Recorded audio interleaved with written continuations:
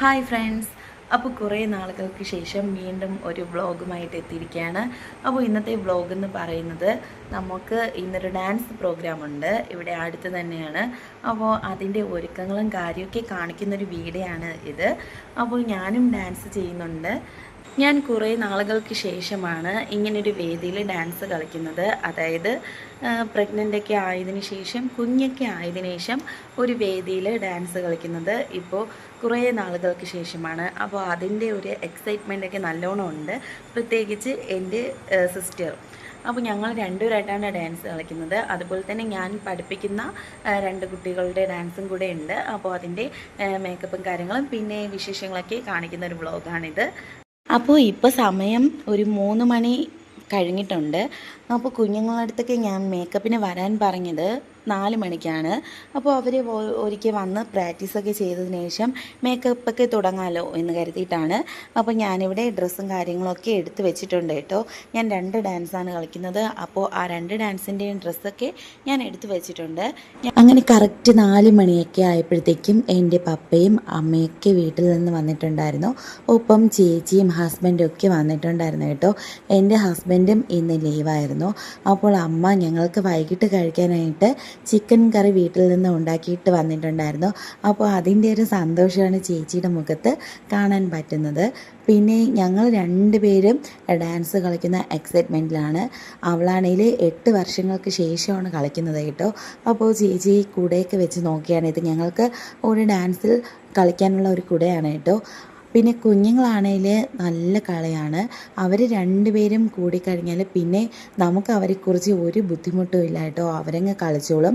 പിന്നെ എന്തെങ്കിലുമൊക്കെ പിണങ്ങുമ്പോൾ മാത്രമേ കുറച്ച് പ്രശ്നമൊക്കെ ഉണ്ടാകാറുള്ളൂ കേട്ടോ.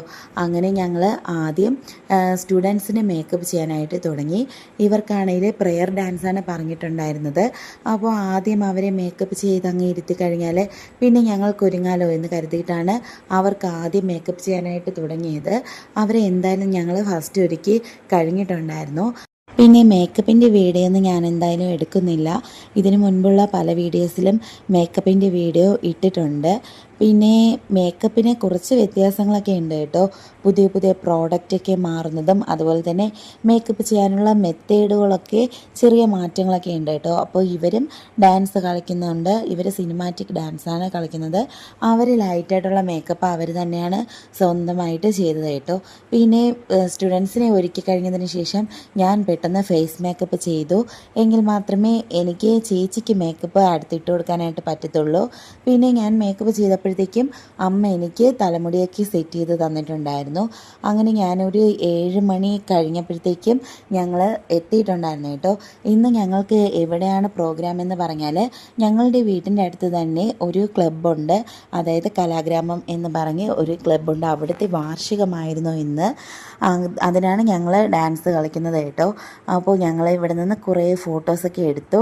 വീഡിയോസ് ഒന്നും ഞങ്ങൾക്ക് ഒരുപാട് എടുക്കാനായിട്ട് പറ്റിയില്ല. അങ്ങനെ ഞങ്ങൾ ആദ്യം കളിച്ച ഡാൻസ് ഒരു തമിഴ് പാട്ടായിരുന്നു. ഒരു സെമി ക്ലാസിക്കൽ ഡാൻസ് ആയിരുന്നു. അപ്പോൾ ഞങ്ങൾ കോസ്റ്റ്യൂമൊക്കെ ആണെങ്കിൽ ഞങ്ങൾക്ക് പിന്നീടും യൂസ് ചെയ്യാൻ പറ്റുന്ന രീതിയിലുള്ള കോസ്റ്റ്യൂമാണ് ഞങ്ങൾ തിരഞ്ഞെടുത്തത്. ഇത് ഒരു അരസാരിയാണ്. അപ്പോൾ ഇതിൻ്റെ റിവ്യൂ പറയുകയാണെങ്കിൽ ഇത് ഞങ്ങൾ ഫ്ലിപ്കാർട്ടിൽ നിന്ന് വാങ്ങിയതാണ്.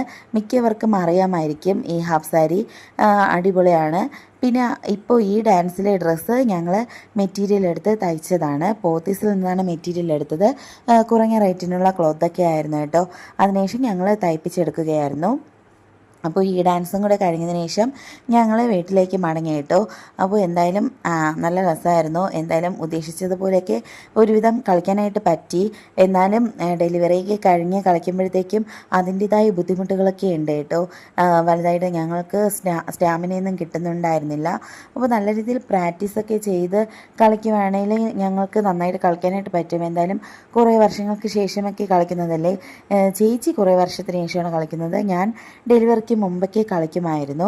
അങ്ങനെ അതൊക്കെ കഴിഞ്ഞിട്ട് ഞങ്ങൾക്ക് ഒരുപാട് ഹെൽപ്പൊക്കെ ചെയ്തത് ഞങ്ങളുടെ കൂടെ കളിച്ച ആ കുഞ്ഞുങ്ങളായിരുന്നു.